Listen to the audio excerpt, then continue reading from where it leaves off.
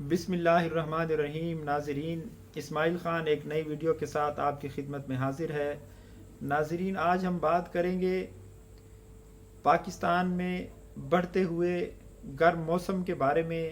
پاکستان میں گرمی بڑھتی جا رہی ہے، بلکہ اس خطے میں بڑھتی جا رہی ہے۔ گزشتہ دنوں دنیا کے ٹاپ گرم ترین شہروں کی جو لسٹ جاری ہوئی ہے، 5 شہروں میں سے 3 شہر پاکستان کے تھے۔ سب سے جو گرم شہر تھا وہ انڈیا کا باندہ تھا، دوسرے number per D I Khan تھا، اور تیسرے نمبر پر جدہ تھا، چوتھے نمبر پر جیکب آباد اور نواب شاہ تھے۔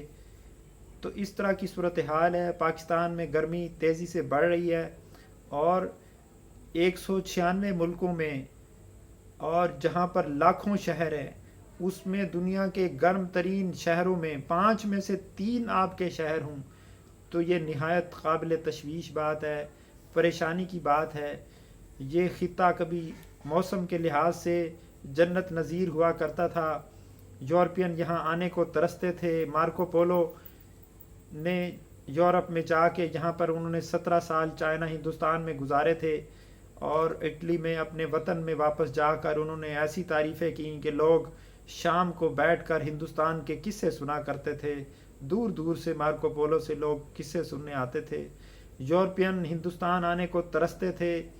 کرسٹوفر کولمبس، جس کے بارے میں ہم کہتے ہیں کہ اس نے امریکہ دریافت کیا، تو بھئی اس کے پیچھے آپ کرسٹوفر کولمبس کی کہانی میں آپ کے لیے ایک بہت بڑا آنر چھپا ہوا ہے، لیکن وہ آپ کو نہ بتایا جاتا ہے، نہ کبھی آپ نے غور کیا۔ کولمبس امریکہ ڈھونڈنے نہیں گیا تھا، وہ ہندوستان کا راستہ ڈھونڈ رہا تھا۔ ہندوستان دنیا کا شاندار موسم تھا، یہاں پر دنیا کی شاندار زمین تھی، یہاں پر زرخیز زمین، اور یہاں پر ہر قسم کے پھل اور امن و امان اور معاشی خوشحالی، یہ ساری نعمتیں یہاں پر موجود تھیں۔ تو یورپ امریکہ کے لوگ یہاں پر آنے کو ترستے تھے، لیکن کیا وجہ ہے کہ ہماری نااہلی نے اس کا انوائرمنٹ تباہ کر دیا، اس کو معاشی طور پر تباہ کر دیا۔ آج پاکستان دنیا کے گرم ترین علاقوں میں شمار ہو رہا ہے، حالانکہ جو گرم قدرتی طور پر جو گرم خطے ہیں، وہ خط استوا پر جو شہر واقع ہوتے ہیں وہ گرم ہوتے ہیں۔ پاکستان تو خط استوا سے کافی دور واقع ہے، یہاں پر تو سورج کی شعاعیں سیدھی نہیں پڑتی، ترچھی پڑتی ہیں۔ پھر یہاں پر اتنی گرمی کیوں؟ اس کی وجہ یہ ہے کہ پاکستان اور انڈیا دونوں میں بے تحاشا جو ہے روڈ ایکسٹینشنز جب ہوئی ہیں، موٹر ویز بنی ہیں، یا ہاؤسنگ سوسائٹیز بنی ہیں، اس دوران بے دردی سے درختوں کو کاٹا گیا ہے، لاکھوں کروڑوں درخت کاٹے گئے ہیں، نئے درخت نہیں لگائے گئے۔ بے تحاشا بڑھتی آبادی نے اس پہ جلتی پہ تیل کا کام کیا ہے۔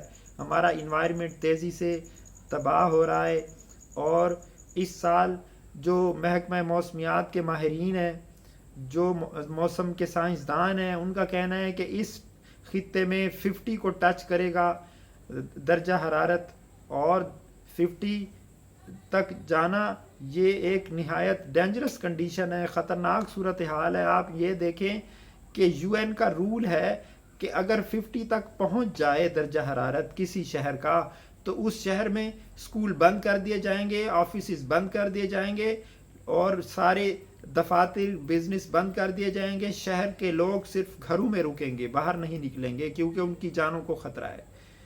تو چند سالوں میں جس طرح گرمی یہاں بڑھ رہی ہے، تو یہ تو 50 روٹین بن جائے گی۔ کس طرح پھر ممکن ہوگا کہ یہاں پر زندگی ممکن ہو، لوگ یہاں پر روٹین لائف گزارے؟ کیونکہ کسی بھی سوسائٹی میں ہر قسم کے لوگ ہوتے ہیں، بوڑھے، بچے، ضعیف، کمزور، تمام لوگ تو جوان نہیں ہوتے جو گرمیوں کو برداشت کریں۔ لیکن گرمی کی یہ صورتحال ہے کہ کراچی میں کرکٹ میچ ہو رہا تھا، جس میں باؤلر جو ہے وہ بال کراتے ہوئے جیسے اس نے چھٹی بال کرائی ہے، اسی وقت اس کو ہارٹ اٹیک ہو گیا، اس موقع پر گر گیا، اور ہاسپٹل جانے سے پہلے اس کی ڈیتھ ہو گئی۔ اور اس کے ایک ہی دن بعد پھر ایک فٹ بالر کی ڈیتھ ہو گئی فٹ بال کھیلتے ہوئے۔ یعنی موسم اتنا شدید ہو گیا ہے کہ گیمز ممکن نہیں رہی، سپورٹس جو ہے وہ ممکن نہیں رہی، تعلیمی جو سرگرمیاں ہیں ان کو روکنا پڑ گیا ہے۔ بلوچستان نے قبل از وقت اسکولوں میں چھٹیاں دے دی ہیں، پنجاب نے اگرچہ چھٹیاں نہیں دی، لیکن یہاں پر بھی احتیاطی تدابیر انہوں نے اسکولوں کے لیے جاری کر دی ہیں، اور بچے اسکولوں میں بہت زیادہ ڈسٹرب ہیں، کیونکہ جوان لوگ تو گرمی کو برداشت کر سکتے ہیں پھر بھی، لیکن چھوٹے بچے ہوتے ہیں ان کے لیے یہ مسئلہ ہوتا ہے، اسکولوں میں بچوں کو نکسیر آنے لگ جاتی ہے اور بے ہوش ہو جاتے ہیں بچے، اس طرح کے واقعات پیش آ رہے ہیں۔ تو اس جو انوائرمنٹ کی تباہی ہے اس کے بارے میں کوئی سوچنے والا نہیں ہے۔ پاکستان میں جو ہاؤسنگ سوسائٹیاں درختوں کو کاٹ کر بنائی جا رہی ہیں ان پہ بین کیا جائے، پاکستان میں فلیٹ بلڈنگز کو فروغ دیا جائے، شہروں کو اوپر کی طرف بڑھایا جائے، نہ کہ شہروں کو آپ جو ہے لمبائی کے رخ پر یا چوڑائی کے رخ پر بڑھائیں، زمینی رخ پر بڑھائیں، اس کو بین کیا جائے۔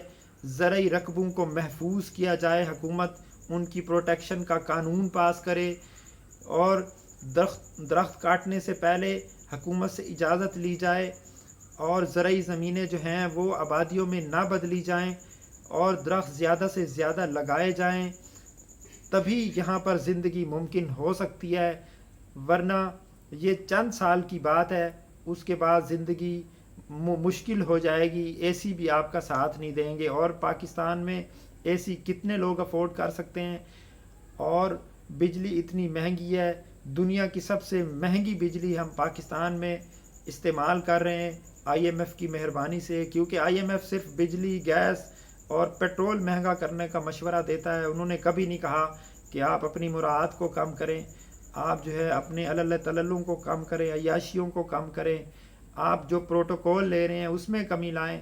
وہ آتے ہی چھوٹتے ہی وہ یہی کہتے ہیں کہ پیٹرول مہنگا کر دیں، گیس مہنگا کر دیں اور بجلی مہنگی کر دیں۔ تو ماحول کو بچانے کے لیے اقدامات کرنے ہوں گے، ورنہ ہمارا کوئی مستقبل نہیں ہے، ہم اپنے بچوں کو ایک جہنم میں چھوڑ کر جائیں گے۔ تو اس دن سے بچیں اور اس کے لیے عملی اقدامات اٹھائے جائیں تو بہتر ہے۔ اب تک کے لیے اتنا ہی، انشاءاللہ ملتے ہیں نیکسٹ ویڈیو میں۔ اللہ حافظ۔